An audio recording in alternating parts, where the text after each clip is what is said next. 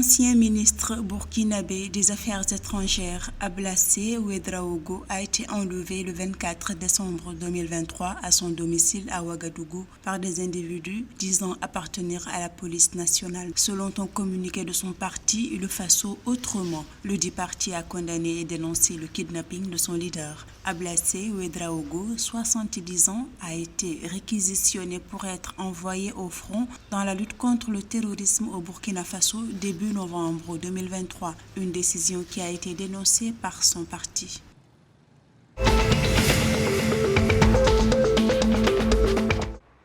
Au Sénégal, pas moins de 70 candidatures pour l'élection présidentielle du 25 février 2024 ont été déposées auprès du Conseil constitutionnel à la fin du délai officiel de dépôt des candidatures mardi 26 décembre 2023 au soir. L'organe entame ce jeudi 28 décembre 2023 la vérification des dossiers de candidature et annoncera le 10 janvier 2024 ceux qui seront retenus. Amadou Ba, Premier ministre et candidat de la coalition au pouvoir, les opposants Ousmane Sonko, Khalifa Sall, Karim Wade, Idrissa Seck sont tous dans une préliste de potentiels candidats à l'élection présidentielle du 25 février 2024 au Sénégal.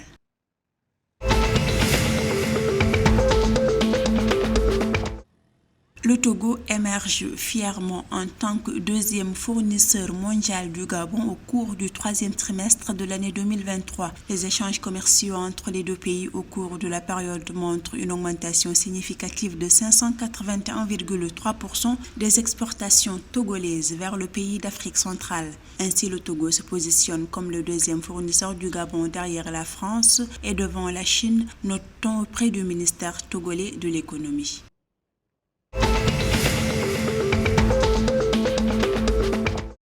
Un investissement de près de 180 milliards de francs CFA a été alloué pour la réalisation d'un projet d'interconnexion électrique entre le Mali et la Mauritanie. L'initiative contribue à la mise en œuvre du projet d'interconnexion électrique de 225 kV Mauritanie-Mali et le développement de centrales solaires associées dans le cadre de l'initiative Desert to Port. Ce projet d'envergure vise à établir une interconnexion électrique haute tension de 1,373 km avec une capacité de transit de 600 MW entre les deux pays et de construire une centrale solaire de 50 MW à Kifa en Mauritanie reliée à l'interconnexion.